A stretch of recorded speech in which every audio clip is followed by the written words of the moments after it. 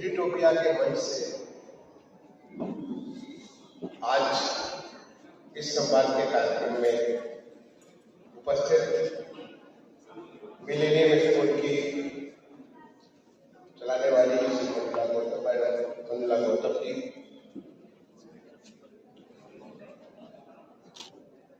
Cat board के CEO Shri Rathore जी,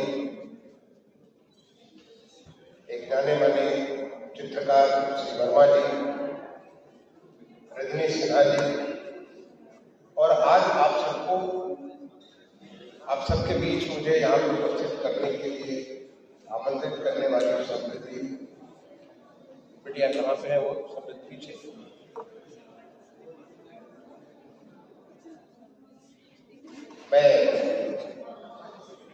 मुझे एक मेल मिला, ईमेल प्राप्त हुआ और जिसमें समृद्धि ने लिखा कि वो एक एडिटोपिया के मंच से यूनाइटेड नेशंस के ऊपर बच्चों का कार्यक्रम कराने और उसमें वो चाहते हैं कि मैं बच्चों को चाहूँ और उपस्थित होकर के मैं एड्रेस करूँ। इसलिए मुझे थोड़ी उत्सुकता हुई जब मुझे वो ईमेल प्राप्त हुआ तो मैं उत्सुकता हुई कि बच्चों से वो क्या करा रहे हैं, मैं जानना चाहता हूँ। और इसी के लिए मैं उनसे बुलाकर पूछ भी रहा था कि आखिर आपने कराया क्या बच्चों से यूनाइटेड नेशंस के बारे में, क्या उसके यूनाइटेड नेशंस के बारे में आपने जानकारी दी या यूनाइटेड नेशंस जो काम कर रहा है वो बच्चों से कराया। उसके यूनाइटेड नेशंस एक बहुत बड़ा संगठन है, उस संगठन के तमाम सारे विंग, उसमें सोशियो कल्चरल विंग भी है, इकोनॉमिक डेवलपमेंट के बारे में भी है, वर्ल्ड की दुनिया की सुरक्षा सुनिश्चित करने के बारे में भी है, जनरल असेंबली जो उनकी कॉमन सभा है वो भी है। ऐसे तमाम सारे विषयों पे यूनाइटेड नेशंस के बहुत सारे विंग्स हैं। तो उसमें आपने किस विषय पर बात की, किस विषय पर चर्चा की? बच्चों मुझे जानकारी नहीं है कि आपने क्या चर्चा की, लेकिन समृद्धि का कहना था कि मैं बच्चों को इस बात के लिए बात करूं कि वो क्या कर सकते हैं, आपका आगे क्या फ्यूचर है, इस विषय पे बात करें। मेरे बगल में मंजुला जी बैठी थी, उनसे मैं पूछा ये बच्चे हैं कौन, तो इसकी भी मुझे जानकारी नहीं। तो उन्होंने मुझे बताया कि कक्षा 9 से लेकर ग्रेजुएशन भी करने वाले कुछ बच्चे तो विदेशों से भी पढ़ाई कर रहे वो बच्चे किया हुआ। इसलिए मुझे एक जनरल जानकारी, और आप कहेंगे कि सारे बच्चे जो आपके अंग्रेजी बोल लेते मैं हिंदी में क्यों बोल रहा हूँ। सबसे पहले तो मैं आपसे ये बात बताना चाहूँ कि हिंदी में मैं क्यों बोल रहा हूँ, और उसके बाद मैं अपनी बात करूँ।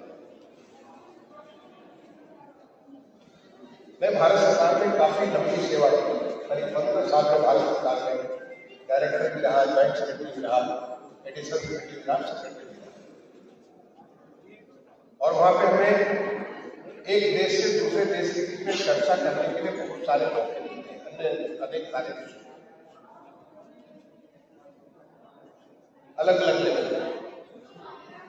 मैं कभी रशिया गया हुआ था, जब अपने उसमें मैं ज्वाइंट सेक्रेटरी फॉरेनर था। हमारी चर्चा हो रही थी, रशियन की टीम सामने बैठी थी और हमारी टीम हिंदुस्तान की टीम सामने बैठी थी। वो रशियन में बोलते थे कुछ, उनके बगल में कोई बैठा हुआ ट्रांसलेटर जो है उसको रशियन से इंग्लिश में ट्रांसलेट करता था, जिससे हमें समझ में आ जाती थी बात। फिर हम उसको अंग्रेजी में बोलते थे, फिर हमारे बगल में ट्रांसलेटर बैठा था, उसको इंग्लिश से रशियन में ट्रांसलेट करता था। इस प्रकार से हमारी 3-3.5 घंटे तक चर्चा हुई। और उस चर्चा के बाद जब हम लंच पे गए तो उनका जो लीडर था, अपने तरफ से मैं लीड कर रहा था, उनका लीडर था वो इतनी बढ़िया अंग्रेजी बोल रहा था। मैंने कहा भाई फिर हम लोग क्यों ऐसे नकल लोग करते हैं, इतनी अच्छी अंग्रेजी बोलते हैं, मैं भी अच्छी अंग्रेजी बोल लेता हूँ। हम लोग अगर अंग्रेजी में बात करते हैं तो जो काम 3.5 घंटे में काम किया वो हम 1.5 घंटे में कर सकते हैं और अच्छे से मैं समझ में आता। अभी तो क्या 2-4 लाइन बोलते रुक जाते हैं, फिर उसको ट्रांसलेट करके बोलता है, फिर हम 2-4 लाइन बोलते वो ट्रांसलेट करके बोलता है। इतना वक्त लग रहा है, कम्युनिकेशन बहुत पूरी तरह से अच्छे तरीके का हमारा कम्युनिकेशन अच्छे प्रकार से होता है। उसने कहा कि हमारे देश में जो भी कम्युनिकेशन होता है सब कुछ रशियन में होता है, हम अंग्रेजी में नहीं कर सकते। अदरवाइज हम इंटरनेशनली सब जगह अंग्रेजी बात करेंगे, लेकिन यहाँ पे जो बात करेंगे रशियन। मेरा ऐसा ही अनुभव जर्मनी में हुआ, ऐसा ही अनुभव मेरा जापान में हुआ।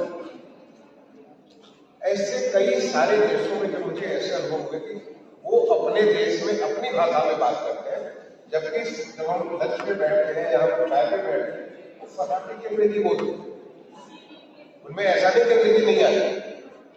तो हम क्यों अंग्रेजी में बात करते हैं? तो मैंने एक निर्णय लिया कि आगे से मैं जब भी कोई पब्लिक स्पीकिंग करूंगा वहां पर सिर्फ हिंदी में ही बात करूंगा।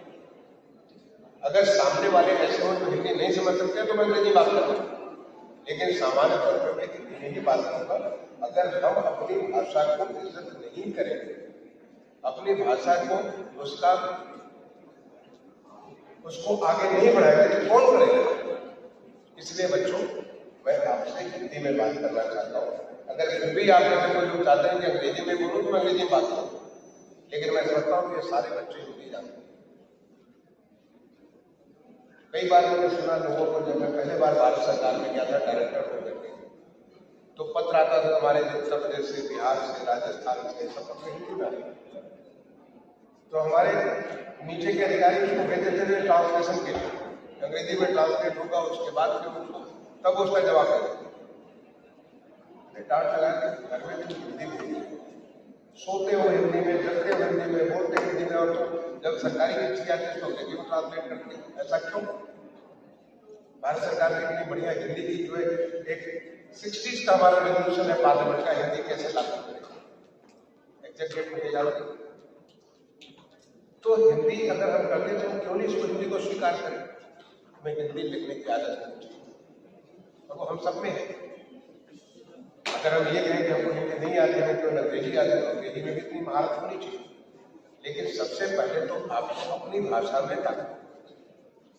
आप सबने सुना होगा, मैं समझता कुछ लोगों ने पढ़ा भी होगा, कुछ लोगों ने और गहराई में जाकर के देखा होगा।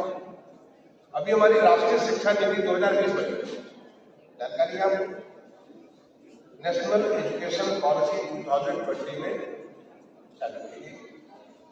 उस राष्ट्रीय शिक्षा नीति के तहत हमें 3 भाषाएं, हिंदी भी, अंग्रेजी भी और अपनी क्षेत्रीय भाषा भी, ये भी हमको जानने की जरूरत है। क्योंकि हमारा देश तो भाषाओं में बहुत ही विविधता है, और हमारी सारी भाषाओं की इतनी समृद्ध विरासत है। आप तमिल में जाइए, देखिए तमिल में कितनी बढ़िया वहां की लिटरेचर है। तमिल लिटरेचर में कितनी सारी बातें हैं जो कि हर कोई सीखना चाहेगा। आपने सुब्रमण्यम भारती का नाम सुना हो? सुब्रमण्यम भारती के बहुत सारे कोटेशंस भी आप लेते होंगे। इतनी समृद्ध लेखन हमारा रामायण है, तो रामायण भी वहां पे तमिल भाषा। ऐसे हमारी किसी भी प्रदेश को आप जाओ, मलयालम को ले लीजिए, आप कन्नड़ा को ले लीजिए, आप तेलुगु को ले लीजिए, बंगाली को ले लीजिए, पंजाबी गुरुमुखी को ले लीजिए, गुजराती भाषा को, हर भाषा हमारी समृद्ध है और सैकड़ों सालों से न केवल भूली जाएगी बल्कि लिखी जाएगी। हो सकता है कि उनकी जो हमारी अधिक भाषाएं, जो ज्यादातर हमारी नॉर्थ की भाषा है, उनका लिपि एक है, देवनागरी लिपि, लेकिन भाषा बिल्कुल अलग है। और उस भाषा की, बंगाली भाषा में एक से एक आपने बहुत सारे, मैं समझता हूँ, नॉवेल पढ़े हो, उपन्यास पढ़े हो, रविन्द्रनाथ टैगोर की कविताएं पढ़ी हो, जिसको लेकर नोबेल पुरस्कार प्राप्त, विश्व स्तर का नोबेल पुरस्कार लिटरेचर में हमारे रविन्द्रनाथ टैगोर जी को मिला।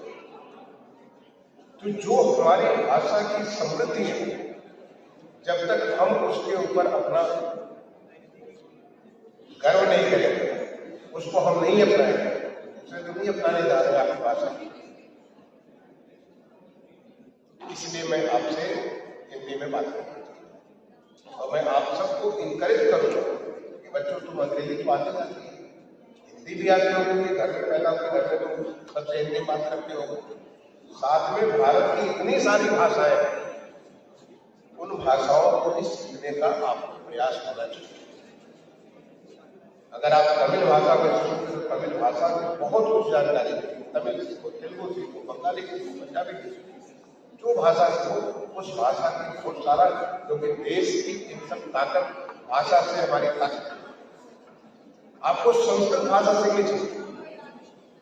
जो संस्कृत भाषा हमारी है वो वाङ्मय हमारे देश की, जो हमारे देश की आवाज है वो संस्कृत भाषा है। हमारे ऋषियों ने, संतों ने, महर्षियों ने, जो हमारे इतने सारे विद्वान में जितने सारे ग्रंथ लिखे गए, चाहे वेद लिखे गए हो, पुराण लिखे गए हो, उपनिषद लिखे गए हो, इतिहास लिखे गए हो, ब्राह्मण लिखे गए, इतनी सारी हमारी इतनी समृद्ध हमारी लिटरेचर है, कोई दुनिया में उसकी तुलना नहीं कर सकता। सब कुछ संस्कृत भाषा है। और जब हम उस भाषा को नहीं जानते हैं तो हम, कोई हमको कुछ भी बोल देता उसको मान लेते हैं। तो हमें संस्कृत भी सीखना चाहिए। तो ये आदि भाषा है, मदर लैंग्वेज है। और आज की डेट में जो हमारे लिंग्विस्टिक साइंटिस्ट है वो कहते हैं कि इतना ज्यादा साइंटिफिक भाषा दुनिया में कोई और है नहीं, ये तो कंप्यूटर वाली भाषा है। मुझे आश्चर्य नहीं होगा जब आने वाले समय में जब हमको, जो हम आर्टिफिशियल इंटेलिजेंस इस प्रकार से बातें कर रहे हैं, हम संस्कृत में दोबारा फिर से चले जाए। इतनी ताकतवर भाषा, इसका चाहे फोनेटिक्स हो, चाहे इसके जो लैंग्वेज हो, चाहे इसका व्याकरण हो, सब चीज इतना ताकतवर है जो दुनिया में इसकी तारीफ होती है। और हम अपनी भाषा को भूलते हैं। भाषा एक बहुत महत्वपूर्ण चीज है। मैं सबसे पहले तो इसके बारे में आपको बात करूं। बच्चों, मैं चाहूंगा कि ध्यान देकर के आप सुने। मैं देख रहा हूं कि बच्चे आपस में बात कर रहे हैं। अगर आप इसे ध्यान देंगे, आपके हित के लिए कुछ बातें मैं बता रहा हूं, क्योंकि मुझे समझने में था कि तो जो ओपन एंडेड, क्योंकि मुझे मैं सोचा कि कुछ आपको सुनूंगा उसके बाद में बात करूंगा, लेकिन वो बिल्कुल ओपन एंडेड। मैंने सीधे मंच दे दिया कि आप सीधे बच्चों से बात करें, तो मैं सीधे आपसे बात करूँ, इसलिए आपका ध्यान चाहूंगा। बच्चों, आज हमारा देश, जहां पे आप पैदा हुए, पले बड़े, आज देश जिस तरीके से बदल रहा है, जिस तेजी के साथ बदलाव के रास्ते पे है, आप सब उसके साक्षी हैं। आज जिस प्रकार से हमारे देश में अवसर सृजित हो रहे हैं, आप उसके सभी साक्षी हैं। जब मैंने हायर सेकेंडरी किया था, मैं रांची के एक स्कूल है विकास विद्यालय, वहां से जब मैंने हायर सेकेंडरी किया था, या उसके पहले मैं कक्षा 6 तक की पढ़ाई अपने गांव में किया, मऊ जनपद के गांव में किया। तब हमारे सामने ऐसे अवसर थे नहीं। जब हम हायर सेकेंडरी कर रहे थे तो हमारे सामने क्या था, या तो IIT चले जाए, या 2-4 नामचीन कॉलेजेस होते थे इंजीनियरिंग के, वहां चले जाए, या कुछ अच्छे कॉलेजेस होते थे जिसमें साइंस की पढ़ाई होती थी, मैं विज्ञान का विद्यार्थी था, वो थे। हमारे पास बहुत थोड़े से विकल्प थे, और अगर वहां नहीं हुआ तो फिर आप एक सामान्य धारा में लेते हैं। फिर हमने उसमें इम्तहान दिया और मेरा IIT कानपुर में सिलेक्शन हो गया। मैं IIT कानपुर से जाके ग्रेजुएशन किया।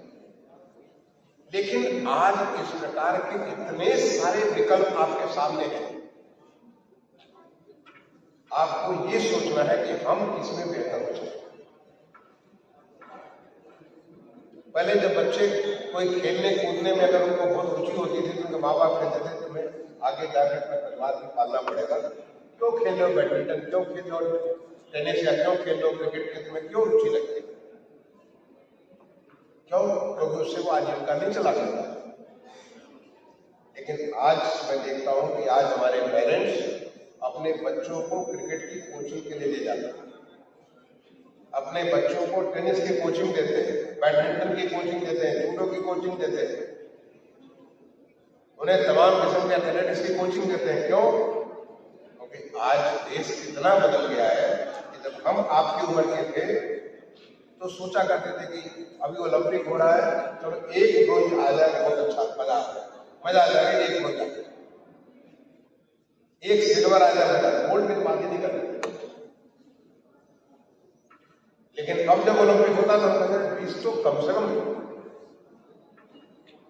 25-20 से भी ज्यादा। और अभी तो थोड़े दिन पहले आपको एशियन गेम्स हुए थे बीजिंग में, और आपको मालूम है कि कितने हमने मेडल लिए?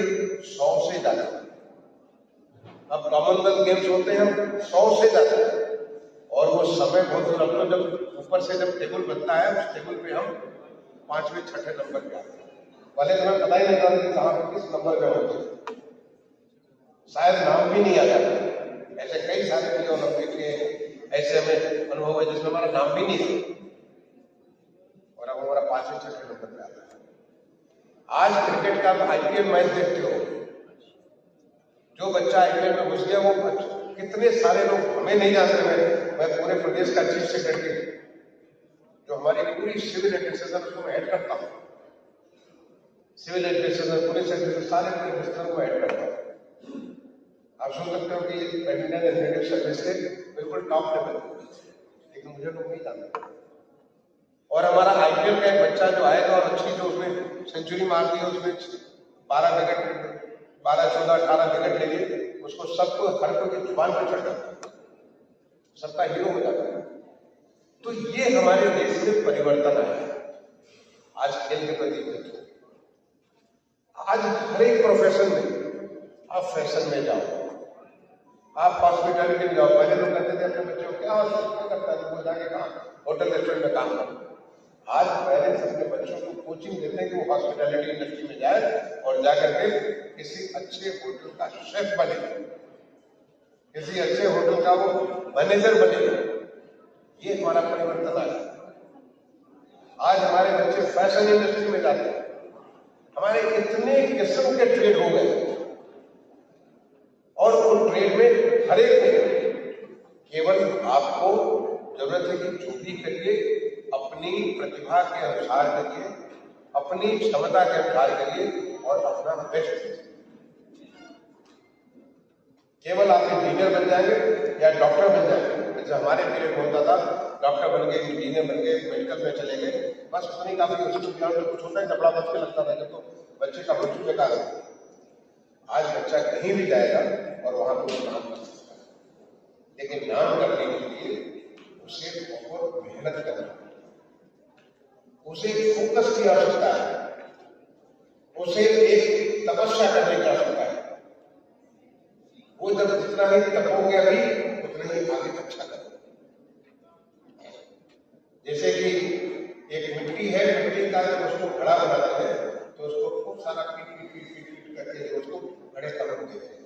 वो जितनी ज्यादा पीटेंगे उतनी अच्छी वो सुराही बन करके देते हैं, उतनी अच्छी वो। जब वो अगर कोई पत्थर है, उस पत्थर से जब मूर्तिकार उसके ऊपर मूर्ति बनाता है तो जितनी ज्यादा उसको चिजलिंग करेगा उतना ही अच्छा वो मूर्ति बन करके देती है। और केवल 2-4 जगह निकाल दिया तो वो बिल्कुल पत्थर का लोहा बन गया। ये हमें जितना ज्यादा हम तपेंगे, जितना हम मेहनत करेंगे, उतना ही अच्छा कर सकते। और ये आज देश का माहौल बना हुआ है। और यही नहीं, देश का माहौल न केवल इतना सारा अवसर दे रहा है आपको, बल्कि एक नया भविष्य भी दे रहा है। आने वाले समय में हमारा देश एक विकसित देश बनने के कदम पर आगे बढ़ चुका है।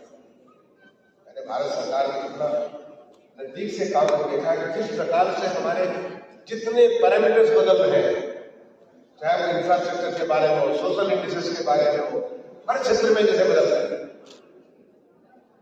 और जिसका एक जितना जागता नमूना आपने देखा कोविड के दौरान, जो कोविड की वैश्विक महामारी हुई, कोविड-19 ज्यादा जल्दी में, इसलिए आपको बताता हूं क्योंकि आप तुरंत पहचान जाएंगे उसको। आपको अनुभव है, जब कोविड-19 हुई पूरी दुनिया को तबाह कर दिया, अच्छी अर्थव्यवस्थाएं हैं, अच्छी व्यवस्थाएं, जो अच्छे देश जो कि मेडिकल फील्ड में उनको बिल्कुल टॉप पे नाम होता था कि बेस्ट मेडिकल फील्ड की। आपने क्या टीवी स्क्रीन पे देखा होगा कि कैसे जूझ रहे थे। एक महामारी ने उनको बिल्कुल तबाह कर दिया, तमाम देशों की अर्थव्यवस्था को जीरो कर दिया, बिल्कुल खत्म कर दिया। आज भी वो उससे उभर नहीं पाए। 2020-21 में ये हुआ कोविड-19, 22 बीत गया, 23 बीत गया, 24 में आ गए थे, अभी भी उनकी अर्थव्यवस्था थी उससे निकल नहीं पाई। जब लोग हमारे देश के बारे में कहते थे कि देश में तो करोड़ों लोग मर जाएंगे, उनके सामने उदाहरण था 1916 का, जब यहाँ पे हमारी महामारी आई थी। उस महामारी का उनके सामने उदाहरण था, लेकिन न तो हमारे यहाँ उससे लोग मरे जैसे दुनिया में मरे, और हमारा देश आत्मनिर्भर भारत होकर के बाहर निकला। आज हमारे देश में बहुत सारी चीजें जो दूसरों पे डिपेंडेंट है, आज हमारे देश में बनने लगे, और वही नहीं बनने लगे बल्कि हम उसको दूसरों को बेचने लगे। हमने make in India, make for India, make for the world, हम अपने देश के लिए बनाने लगे और दुनिया के लिए बनाने लगे। मैं आपको उदाहरण देता हूँ, जब मैं अर्बन एंड हाउसिंग सेक्रेटरी था, हम लोग जितनी मेट्रो रेल हमारी आती थी सारी विदेशों से हम लाते थे। पहले तो सारा रेल ही हम लाते थे, उसके बाद रेल के पार्ट्स लाके उसको असेंबल करना चालू किए। बट आज आपको जान करके गर्व होगा, आज हमारी चार कंपनीज बम्बार्डियर, अल्स्टम, बीएमएल और टिटागढ़, एक है बड़ौदा के पास गुजरात में, दूसरी है श्री सिटी में, वो जो कि तमिलनाडु और आंध्रा के बॉर्डर पे, तीसरी है बैंगलोर में बीएमएल, और चौथी टिटागढ़ जो कोलकाता में। ये कंपनी न केवल अपने देश के लिए मेट्रो बना रही है, मुझे गर्व होता था अर्बन सेक्रेटरी के तौर पर, मैं जाके फ्लैग ऑफ करता था कि हमारी ट्रेनें मॉन्ट्रियल जा रही है, हमारी ट्रेनें सिडनी जा रही है, हमारी ट्रेनें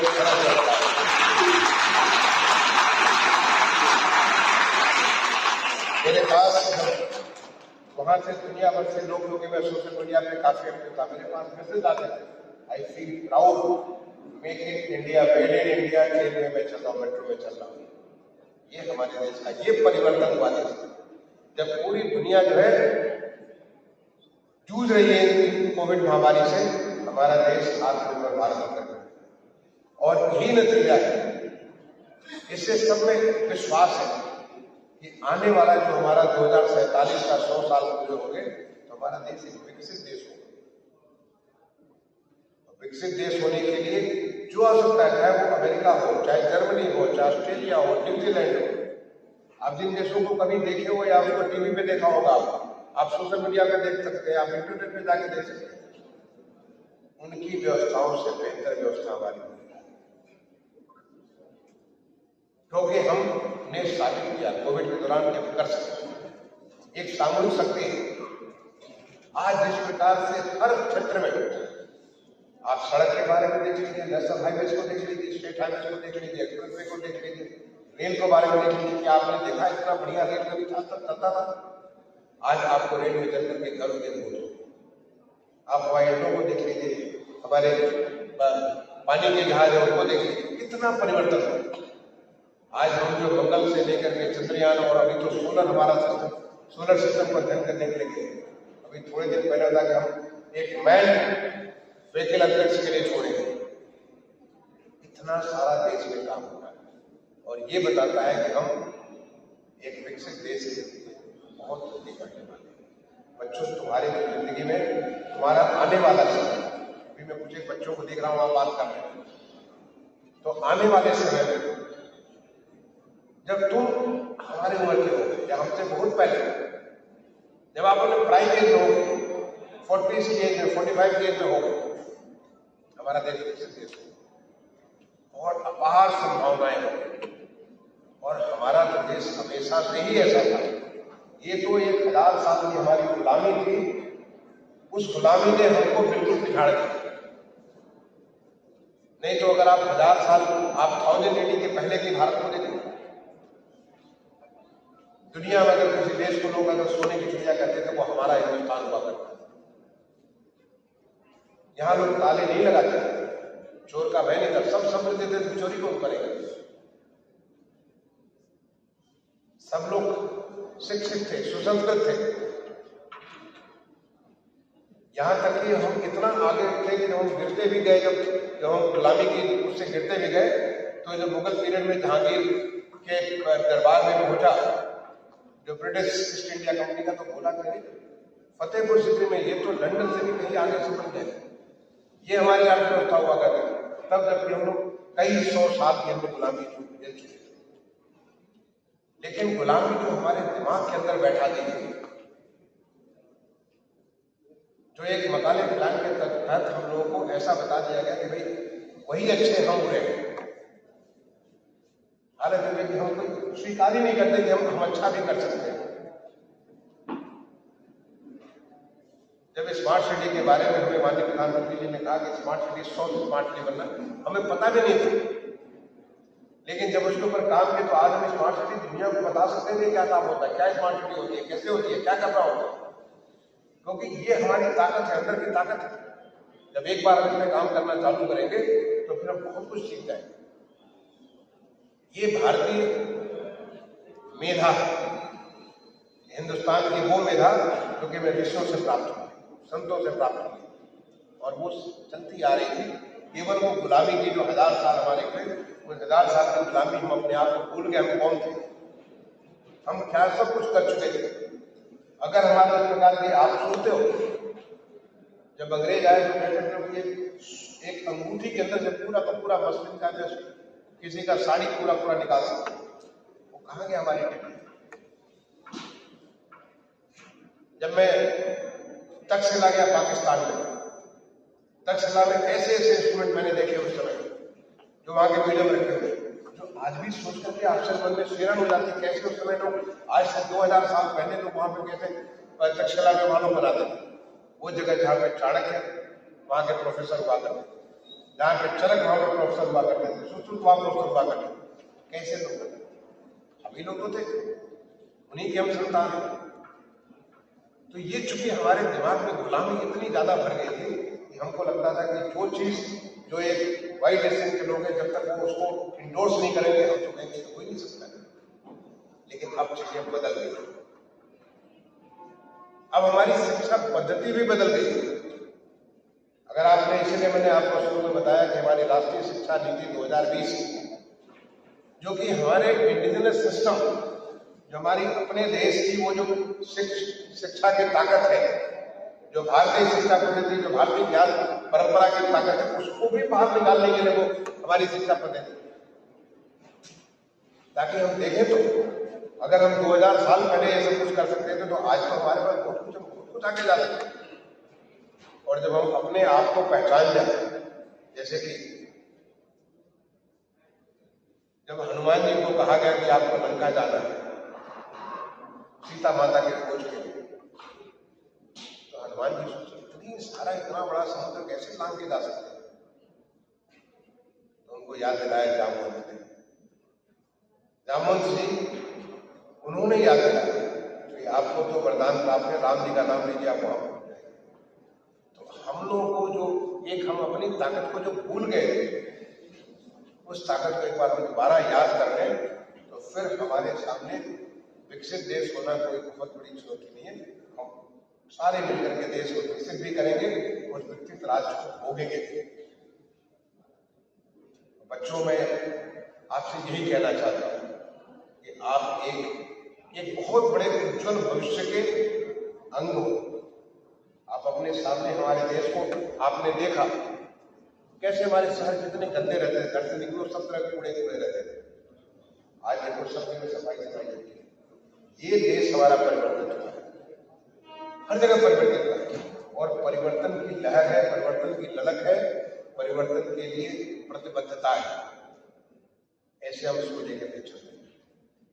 तो तुम्हारे लिए जो बच्चे यहाँ पे कक्षा 9 में है, 10 में, 12 में, आप ज्यादा नहीं अपने आज में सोचो, आज हम क्या बेस्ट से बेस्ट कर सकते हैं।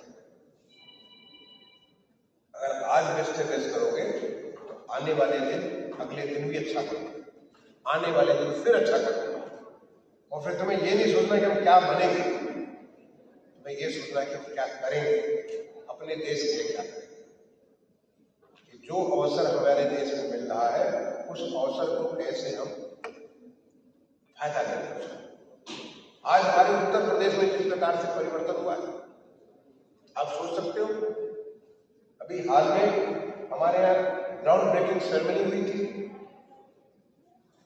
कोई गेस करोगे बच्चों के कितने अमाउंट के प्रोजेक्ट हमारे ग्राउंड किए गए? कोई अमाउंट बताओगे? कोई बच्चा आपको बताएगा? हाथ खड़ा करेंगे? अगर अखबार में पढ़ते हो, टीवी में देखते हो या सोशल मीडिया देखते हो, किसी का हाथ खड़ा नहीं, लगभग यस बेटा बताओ। 51 क्या? कितने अमाउंट का प्रोजेक्ट ग्राउंड किया गया? 10 लाख करोड़ से ज्यादा। 10 लाख करोड़ समझते हो? 1 करोड़ में कितने शून्य होते हैं, कितने जीरो होते हैं? 7 जीरो होते हैं। 10 लाख में कितने जीरो होते हैं? 6 जीरो होते हैं। यानी 10 लाख करोड़ का मतलब हुआ एक के आगे अगर 13 जीरो लिख दो। इतने से ज्यादा अमाउंट के प्रोजेक्ट ग्राउंड किए गए अभी थोड़े दिन पहले उत्तर प्रदेश में। ये प्रोजेक्ट किस चीज के है? ये प्रोजेक्ट पावर के हैं। ये प्रोजेक्ट किस चीज के है? ये प्रोजेक्ट हमारे मैन्युफैक्चरिंग के हैं। ये प्रोजेक्ट हमारे इंफ्रास्ट्रक्चर ऐसे बड़े सारे बड़े ग्राउंड के और आने वाले 2 साल के भीतर ये सारे प्रोजेक्ट चल पड़े। जब पिछले साल एक ग्लोबल इन्वेस्टर समिट हुई उत्तर प्रदेश में, जानते हो कि कितने अमाउंट का जो एमओयू साइन किया गया? कोई गेस करोगे? एमओयू का मतलब मेमोरेंडम ऑफ अंडरस्टैंडिंग। 2 पार्टी के बीच में सहमति होगी कि हम इस काम को करेंगे, हम उसको मदद करेंगे। आज उत्तर प्रदेश दुनिया भर से लोगों को चाहता है कि उत्तर प्रदेश में आए और निवेश करें, किसी भी फील्ड में निवेश करें। एजुकेशन के फील्ड में अभी हाल के समय में 43 नए प्राइवेट विश्वविद्यालयों की अनुमति राज्य सरकार ने दी है, जिसमें से 12 नए विश्वविद्यालय चालू हो गए। पिछले 6-8 महीने के भीतर 12 नए विश्वविद्यालय चालू हो गए। और एक विश्वविद्यालय सोच सकते हो कि कितने रोजगार लाता है। एक विश्वविद्यालय सोच सकते हो कितने बच्चे पैदा करता है, कितने किस्म के बच्चे पैदा करता है। ऐसे हमारा जो जब ग्लोबल इन्वेस्टर समिट हुई फरवरी महीने 2023 में, 35.5 लाख करोड़ रुपए, 35.5 लाख करोड़ रुपए के प्रोजेक्ट को एमओयू साइन किया, जिसमें से करीब 10.26 लाख करोड़ के ग्राउंड ब्रेकिंग हो गया। और बाकी अगली ग्राउंड ब्रेकिंग होगी। ये सारे प्रोजेक्ट कहाँ जाएंगे? इस प्रदेश में। और आज इस प्रकार से डिजिटल माध्यम से 24/7 365 डेज कभी भी कहीं से बैठ कर, जर्मनी से बैठ करके कोई हमारे प्रदेश में इन्वेस्टमेंट करना चाहता है, हमारे इन्वेस्ट यूपी के वेबसाइट पे जाकर के वो एमओयू साइन कर सकता है। और हमारे लोग उनको मदद करेंगे, उनको जमीन के लिए, उनको तमाम सारे सुविधाओं को प्राप्त करने के लिए, तमाम सारे एनओसी के लिए वो उसको उनको मदद करेंगे।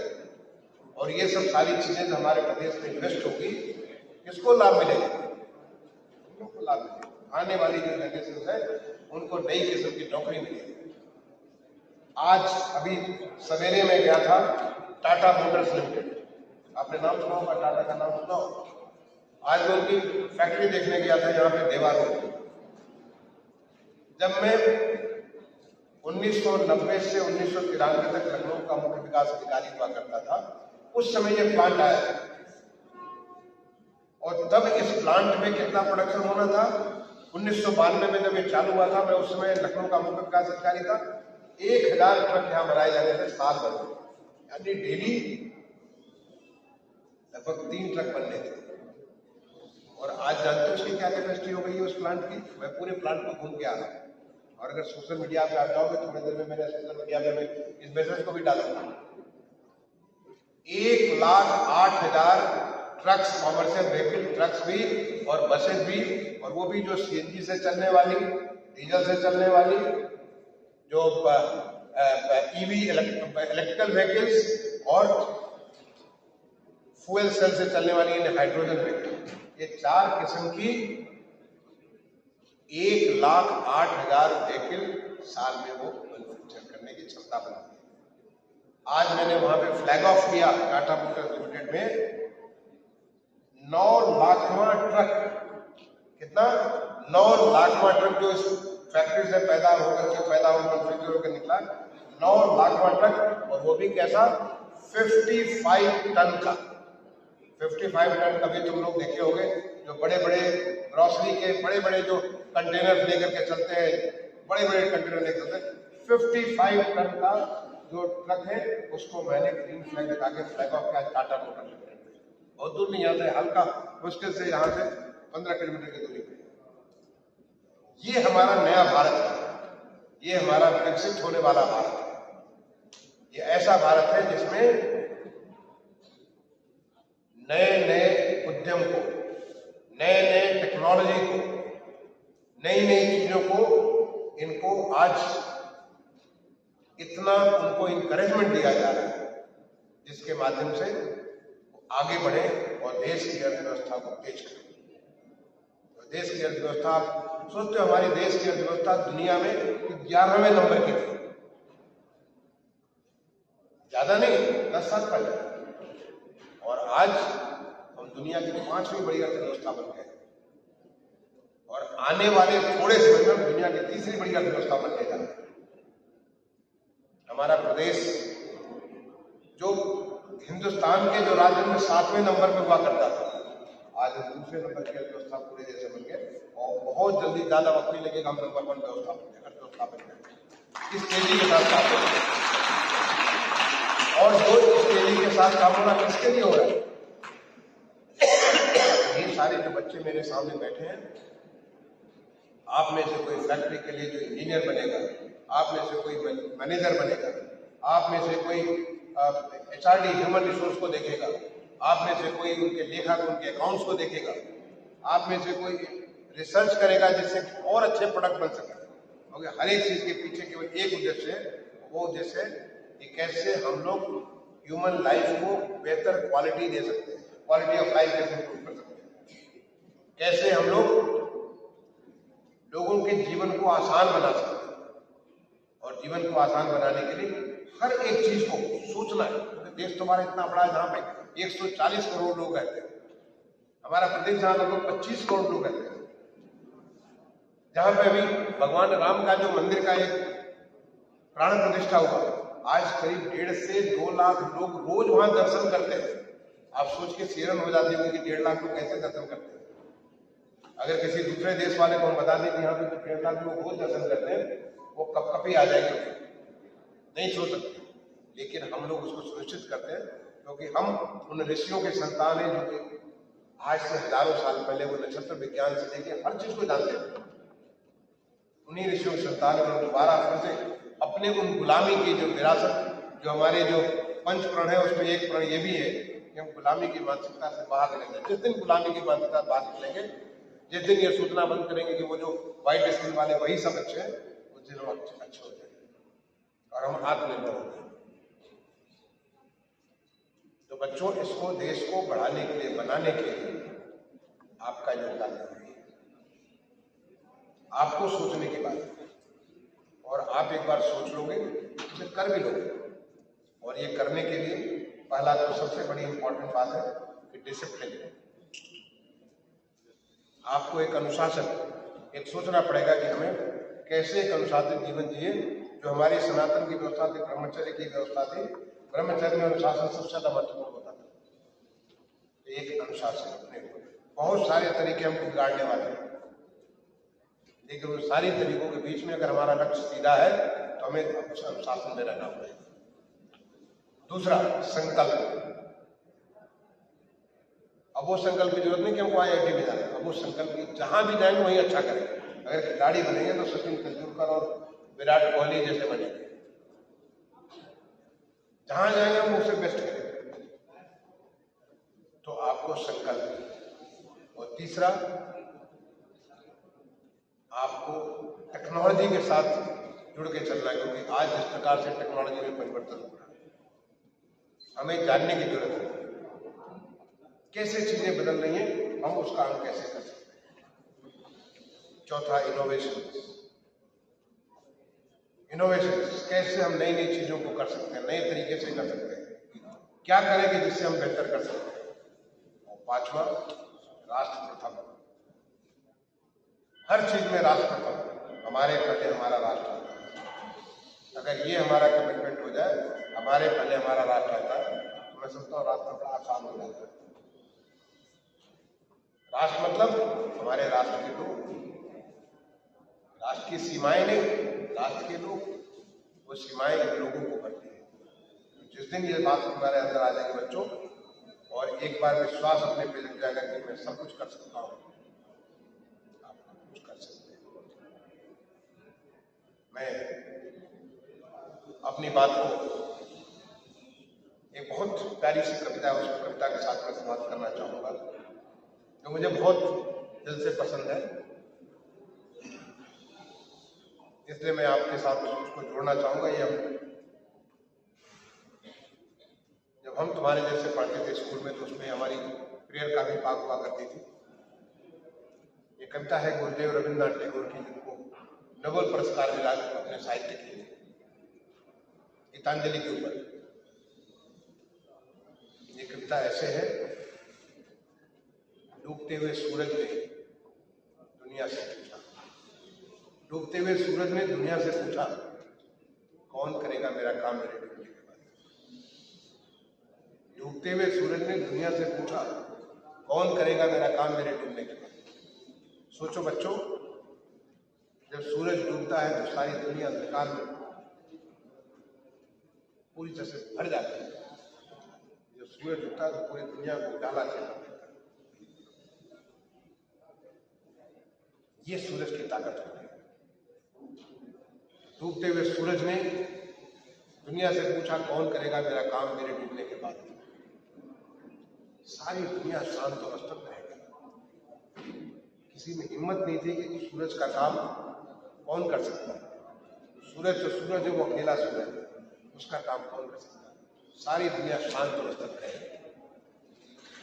तब एक छोटे से टिमटिमाते हुए मिट्टी के दिया ने हाथ जोड़कर कहा, तब एक छोटे से टिमटिमाते हुए मिट्टी के दिया ने हाथ जोड़कर कहा, मैं करूंगा मेरे आका जो मुझसे संभव। सोचो गुरुदेव ने क्या सोचा। एक छोटा सा मिट्टी का दिया, जिसमें तेल भरा हो, घी भरा हो, जो भी भरा हो, अधिक से अधिक 1 घंटे की बिसात होती उसको जलने की। 1 घंटे के बाद पंजाब ही खत्म हो जाएगा। और कितनी रोशनी देता हो, 1 मीटर, 2 मीटर, 3 मीटर की परिधि में रोशनी देता। 3 मीटर के आगे पता भी चलेगा क्या दिया कोई चल रहा है, फिर अंधेरा आ जाएगा। लेकिन जिस परिधि में वो दे सकता है रोशनी, और जितने दूर वो रोशनी दे सकता है, वो वहां का वही सूरज है, वो वहां का वही सूरज है। बच्चों, आप हमारे देश में इतने सारे महान विभूतियां हुई हैं, आप सोच सकते हो कि उनमें से हम कोई भी बन सकते हैं, अगर उसको अपने दिल के अंदर उतार लो तो तुम अपने दायरे के सूरज बन सकते हो। अपने परिवार के लिए, अपने समाज के लिए, अपने प्रदेश के लिए, अपने देश के लिए चिराग बन सकते हो और वो रोशनी को दे सकते हो। मैं आप सबको बहुत बहुत शुभकामनाएं देता हूँ और समृद्धि को आज मुझे यहाँ बुलाने के लिए धन्यवाद देता हूँ। जय हिंद, जय भारत।